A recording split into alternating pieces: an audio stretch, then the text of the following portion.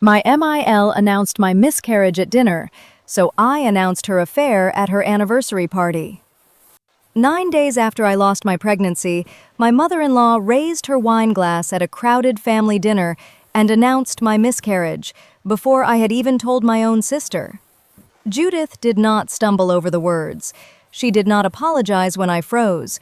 She called my loss a difficult chapter for the entire family, then explained that stress from my job had probably caused it. My husband Daniel finally made her stop, but Judith spent the next month telling relatives that I had punished her for caring too much. Then I found hotel invoices hidden inside the accounting records of the family business. The rooms were booked under Judith's initials. The second guest was the husband of the woman Judith called her best friend. I confronted Judith privately and gave her a chance to tell both spouses herself. Instead, she threatened my job, my marriage, and the medical privacy she had already violated once. 3 months later, Judith stood beneath a banner celebrating 35 years of loyalty and asked me to give a speech about her perfect marriage. She believed I would protect her image because exposing the truth would make me look vindictive. She was wrong about what I was willing to protect by then. My name is Emily. I was 32 when this happened, and Daniel and I had been married for 4 years. We met at a nonprofit fundraiser where I was fixing a spreadsheet 5 minutes before donors arrived, and he was carrying folding chairs because somebody had forgotten to hire enough staff. Daniel was calm in the way I had always wanted to be. He listened before answering, remembered small details, and did not treat disagreement as a competition. I fell in love with him partly because his family seemed close without being dramatic. That impression lasted until our engagement. Judith was charming in public. She remembered birthdays, sent handwritten thank you cards, and hosted dinners that looked effortless. She also believed every private event became family property the moment she learned about it. When Daniel told her we were engaged, Judith posted our news online before we had called my parents. When we bought a house, she sent photographs to relatives while our offer was still contingent. When I received a promotion, she told people the salary range she had found on the internet. Each time, Judith said excitement had made her forget herself. Daniel asked her to wait for permission in the future. Judith apologized with tears, followed the rule for several months, and then crossed another boundary when she decided the occasion was important enough. I treated the pattern as irritating rather than dangerous. That was easier than admitting she understood the boundary and simply believed her feelings outranked it. Daniel's father, Robert, rarely challenged her in front of other people. Robert had founded a commercial landscaping company called Mercer Grounds 27 years earlier. Judith handled client entertainment and community relationships, while Robert managed crews and contracts. Daniel did not work for the company. He taught high school history. I was a certified public accountant and worked as a controller for a manufacturing company. 2 years before the miscarriage, Robert asked me to review Mercer Grounds' bookkeeping after their office manager retired suddenly. I found no major wrongdoing, but the records were disorganized. Robert hired a new bookkeeper named Tasha and paid me a small monthly consulting fee to review reconciliations. Judith loved telling people her daughter-in-law kept the family empire honest. I did not realize how bitterly she would resent that sentence later. Daniel and I began trying for a baby during our 3rd year of marriage. It took 11 months for me to become pregnant. We told nobody for the first 8 weeks except my doctor. At 9 weeks, I had a normal ultrasound. Daniel and I decided to tell our parents, but we asked them not to share the news until the end of the first trimester. My parents respected that request. Judith immediately asked whether she could tell her sister. Daniel said no. Judith replied, "I understand. This is your news. I will wait." For 2 weeks, she did. At 11 weeks and 3 days, I woke with bleeding. The emergency department confirmed what I already feared. There was no heartbeat. The loss itself was physically painful, but the silence afterward was worse. I had built an entire future around a grainy ultrasound image. Within hours, that future had become discharge instructions folded inside my purse. Daniel stayed beside me. He called both sets of parents because I could not say the words repeatedly. My mother offered to come immediately. I asked her to wait until the weekend because I needed quiet. Daniel told Judith the same thing.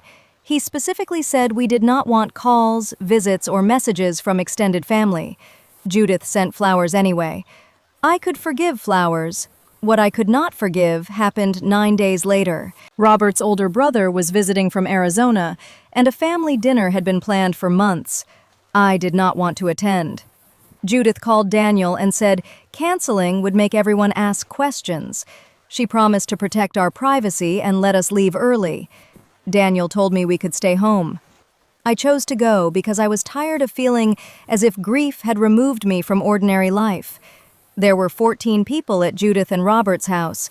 I had told only my parents, Daniel, and my doctor. Even Daniel's sister Claire did not know. Dinner was almost over when Robert's brother asked why I was not drinking wine. Before I could answer, Judith lifted her glass. Judith said, "Actually, this family has been carrying some sad news. Emily lost the baby last week. I think we should acknowledge what all of us have lost." The room became so quiet that I heard the refrigerator motor switch on. Claire covered her mouth. Robert looked at Judith as if he had misunderstood. Daniel put his hand over mine, but I could not feel it. I told Judith, "That was not yours to announce." Judith answered, "People would have noticed eventually, and secrecy makes grief shameful." I stood to leave. Then Judith added that my schedule had been unreasonable and said women sometimes ignored what their bodies needed because they were afraid to slow down. Daniel told his mother, "Stop talking. You do not know why it happened." Judith said she was only repeating what women in her generation had been taught. I made it to the guest bathroom before I became sick. Claire followed and sat outside the locked door. She did not demand entry. She simply said she was there. Daniel drove us home. He was furious, but his anger could not put the information back inside the small circle where it belonged. By the next morning, I had messages from 6 relatives. 2 were kind. 1 recommended a fertility supplement. Another told me that everything happened for a reason. Judith had started a group message after we left. She told everyone I had been too overwhelmed to receive individual calls, but would appreciate prayers. I blocked her number.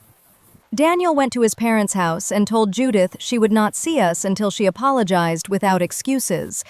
Robert called me separately. He said Judith had been wrong and that he should have stopped her sooner. I appreciated Robert's apology, but I asked why nobody ever stopped Judith before the damage was complete. Robert did not have an answer. Judith's written apology arrived 4 days later. It began with, "I am sorry that my attempt to support you felt like a violation." The rest explained her intentions. I returned the letter unopened after reading the first page. That may sound theatrical, but I wanted a physical boundary she could not reinterpret. For 3 weeks, Daniel handled every contact from his family. He declined dinners, ignored guilt-filled messages from aunts, and corrected anyone who repeated Judith's claim that my work had caused the miscarriage. I watched him choose me openly, which mattered. I also watched the situation exhaust him. Judith did not remain quiet during the separation. She created an online donation page for pregnancy loss support and placed my first name in the description. She said the fundraiser allowed something positive to grow from our tragedy. The charity was legitimate. The use of my story was not. Daniel asked her to remove my name. Judith changed it to "a close family member," but sent the original link to her church group before editing it. 2 women I had never met mailed sympathy cards to our house. When I objected, Judith told Claire that I wanted Miscarriage to remain secret because I felt guilty. Claire immediately corrected her and sent me screenshots. Those screenshots mattered later. They showed that Judith was not accidentally repeating information in moments of emotion. She was constructing a version in which sharing made her generous, and my resistance made me unstable. I reported the fundraiser description to the platform. Judith removed the personal reference but kept the campaign. I did not demand the charity return donations because the organization had done nothing wrong. That restraint did not soften Judith. She told Daniel I was trying to erase the baby because I could not control the story. Daniel answered, "The baby was not a story for you to control." It was the first time I heard him describe the issue that clearly. Then the business records changed the shape of the conflict. Tasha, the Mercer Grounds bookkeeper, emailed me about 3 travel charges that lacked project codes. 2 were hotel invoices from a resort 80 miles away. The third was a restaurant bill for 2 people. Judith had approved all 3 as client development. The hotel stays fell on weekdays when Robert had been supervising an out-of-state contract. No client names appeared on the receipts. Tasha had asked Judith for documentation and received an answer saying Robert knew about the trips. I could have accepted that answer. Instead, I noticed that the loyalty number on the hotel invoice belonged to an account with the initials JM. The reservation notes requested sparkling water and a late checkout for Judith and S. I told myself that S could be a client. Then I saw the restaurant receipt. The cardholder copy included a handwritten note.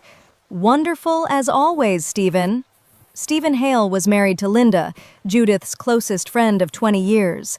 Linda and Stephen attended every major Mercer family event. They vacationed with Judith and Robert. Linda had organized my bridal shower. She had also sat across from me at the dinner where Judith announced my miscarriage. I did not accuse anyone. I sent Tasha a neutral request asking for the business purpose, attendee names, and supporting emails for every charge. Judith responded from her company address within 11 minutes. She wrote that the meetings involved a confidential landscaping referral and that detailed names were unnecessary for expenses below $500. The answer was false. Mercer policy required attendee names for every entertainment expense, regardless of amount. Judith had written that policy herself after a former sales manager abused the company card. I informed Robert that the records required clarification. I did not mention Stephen. Robert asked me to keep reviewing and said he had not known about the resort trips. That evening, Judith called from Daniel's phone while he was visiting his father. She had taken the phone from a kitchen counter after seeing my name on the screen. Judith said, "You are looking for revenge because of the dinner." I told her I was reviewing company expenses as Robert had requested. Judith said the trips were none of my business and warned that family members who investigated one another destroyed trust. I almost laughed at the word trust. I asked Judith whether Stephen Hale had attended the resort meetings. She was silent for several seconds. Then she said, "You have no idea what Robert and I permit in our marriage." I answered, "Then documenting the business purpose should be simple." Judith hung up. The next morning, she removed my access to the accounting platform. She did not have authority to do that, but Tasha assumed the owners had agreed. Robert restored my access and changed approval permissions. That was when he stopped treating the issue as a bookkeeping dispute. Over the next week, Tasha and I found 7 similar expenses across 14 months. The total was $8,460. Some were paid directly by the company. Others had been reimbursed to Judith through vague descriptions such as donor outreach or supplier relations. We also found an email accidentally attached to one reimbursement. Stephen had written, "Robert will be gone through Thursday. Same room as May?" I gave the records to Robert in person. Daniel came with me because I did not want to be alone in the conversation. Robert read the email twice. He did not cry or shout. He asked whether the affair was proven or merely suggested. I said the business misuse was documented, but the nature of the relationship required confirmation. Robert asked me not to contact Linda yet. He wanted to speak with an attorney and understand the company consequences before confronting Judith. I agreed because it was his marriage and his business. That decision became the secret Judith tried to use against me. She cornered me 4 days later in the parking lot outside my therapist's office.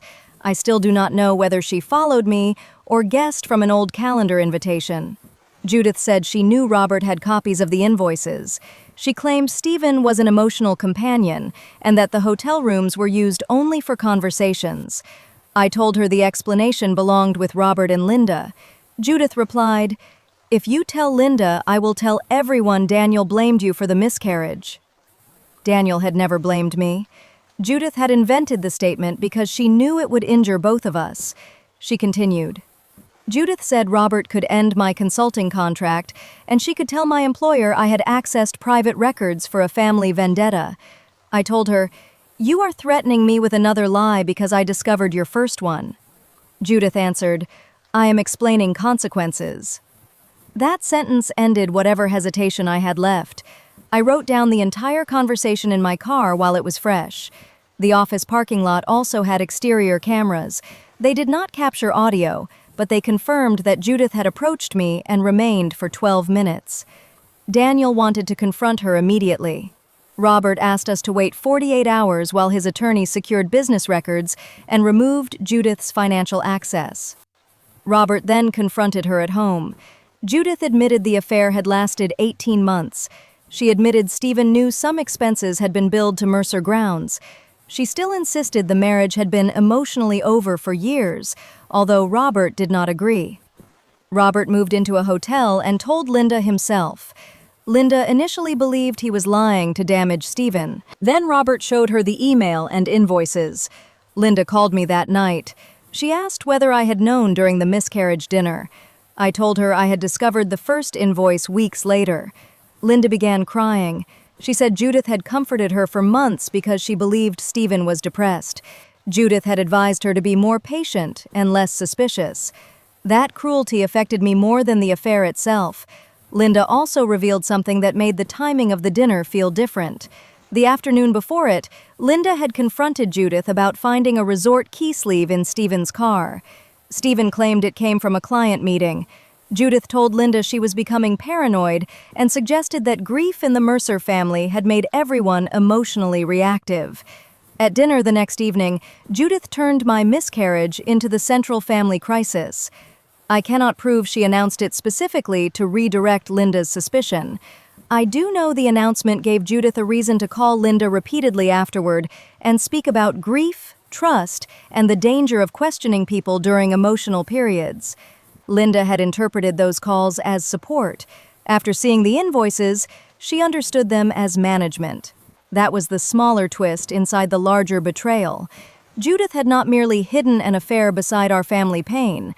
She had used the pain as cover while advising the betrayed spouse not to trust her own instincts. Judith's 35th anniversary party was scheduled for 6 weeks later. It was not a small dinner. She had planned a vow renewal at a country club, invited 80 guests, and arranged a slideshow about enduring love. Robert wanted to cancel it. The deposit was mostly non-refundable, but money was not his concern. Judith refused. She told relatives that Robert was experiencing stress from work and that the celebration would remind him what mattered. She behaved as if a sufficiently polished party could force him back into the marriage. She also began telling people I had manipulated the company records because I resented her after the miscarriage dinner. Robert's attorney sent a formal demand that she stop making false claims. Judith responded by asking Daniel to persuade me to apologize. Daniel refused. Then Judith announced that the anniversary event would proceed as a celebration of family resilience. She invited Robert publicly through a group message, making his absence look like abandonment. Robert decided to attend for 10 minutes, announce the separation, and leave. Linda planned to attend because many guests were also her friends, and Judith had already told several of them that Linda's marriage was failing for unrelated reasons. I did not want to go. Daniel said he would support whatever I chose. 3 days before the party, Judith emailed me a speech she wanted me to read. It described her as the mother who had taught me that pain should be shared rather than hidden. It referred to our recent family loss, without using the word miscarriage. At the bottom, Judith wrote, "This is your opportunity to heal the damage between us." I forwarded the email to Robert and Linda. Linda replied, "If she uses your loss to decorate her marriage, tell the truth." Robert agreed. His attorney advised us to state only facts supported by records and avoid distributing private material publicly. We attended. The country club ballroom contained framed photographs from every year of Judith and Robert's marriage. Stephen appeared in several vacation pictures. Linda stood beside him, smiling at the woman she believed was her friend. Stephen did not come to the party. Judith told people he had a migraine. Robert arrived separately and stood near the exit. Judith acted delighted, as if his presence proved reconciliation. After dinner, she took the microphone. She praised forgiveness, loyalty, and surviving private storms. Then she thanked the people who had supported the family through the loss of our newest little angel. Every muscle in my body tightened. Daniel told his mother from our table, "Do not do this again." Judith ignored him. She invited me to the stage and said it was time for me to speak about what family had taught me. I walked to the microphone with the speech folded in my hand. I did not read it. I said, "Judith announced my miscarriage without permission, then blamed my work for it. Tonight she has used it again to make this event look meaningful. Since she believes private pain should become public when it serves the family, the guests deserve to know why Robert is standing by the door." Judith reached for the microphone. Daniel stepped between us without touching her.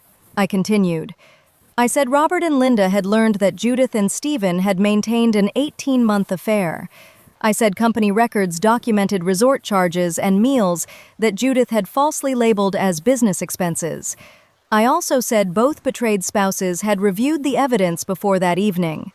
The room did not explode immediately. People looked first at Robert and then at Linda. Robert said, "What Emily said is true. Judith and I are separating." Linda added, "Stephen admitted it yesterday." Only then did the noise begin. Judith called me cruel. She said I had destroyed 35 years over a mistake and accused Robert of planning a public ambush. I told Judith, "I gave you a private chance to tell the truth. You answered with threats and another public use of my miscarriage." She said the affair had nothing to do with my loss. I agreed. Then I said her belief that other people's pain belonged to her whenever it protected her image connected both events. Robert left. Linda left with 2 friends. Daniel and I followed. We did not stay to watch guests choose sides. The aftermath was less dramatic and more permanent than the party. Robert filed for divorce. The company required Judith to repay the personal expenses, and she resigned from her client relations role under a settlement negotiated by attorneys. Stephen repaid his portion and entered mediation with Linda, who later filed for divorce as well. Judith told relatives I had planned everything from the moment of my miscarriage. That lie collapsed when Robert explained the dates, and Tasha confirmed she had raised the accounting questions first. Some people still believed I should have remained silent at the party. They said public humiliation was unnecessary, even if the affair was real. I understand that argument. I also know Judith had chosen the audience, the theme, the microphone, and my grief as part of her performance after being warned privately. The country club sent Robert the unedited event video because he had paid the remaining balance. I watched it once with my therapist. The camera showed that I spoke for less than 2 minutes. In my memory, I had occupied the stage for an hour. The video also captured Judith smiling when she referred to our little angel. She looked toward the audience before looking at me. That detail ended my last doubt about whether she had simply become emotional. I did not post the recording. When a relative asked for a copy to prove what happened, I provided only the written timeline through our attorney. Exposure had been necessary in the room Judith created. Turning it into permanent entertainment online would have been something else. Daniel did not celebrate the exposure. He mourned the mother he thought he had, and supported the father whose passivity had helped the family avoid smaller conflicts until a larger one became unavoidable. Robert apologized to me again. This time, he did not say he should have stopped Judith at dinner. He said he had spent decades making other people absorb her behavior because correcting her was uncomfortable. That was the first apology from him that felt complete. 6 months later, Daniel and I became pregnant again. We told nobody until the 2nd trimester, except my doctor and therapist. Robert learned 1 week before the public announcement because he had respected every boundary since the party. Judith learned when everyone else did. She sent a letter asking whether she would be allowed to know her grandchild. Daniel answered that contact would require therapy, accountability, and a sustained end to public attacks. She has attended counseling, but we have not resumed a relationship yet. Our daughter was born healthy. Her existence did not replace the pregnancy we lost. and I no longer allow anyone to describe the miscarriage as a chapter that led to something better. It was a loss. It was mine and Daniel's to share or protect. I sometimes think about the moment I took the microphone. I am not proud of causing pain. I am proud that fear of looking vindictive no longer forced me to participate in a lie. So, did I go too far by revealing my mother-in-law's affair at her anniversary party? Or did she lose the right to demand privacy after using my miscarriage in public twice and threatening me when I gave her the chance to tell the truth herself?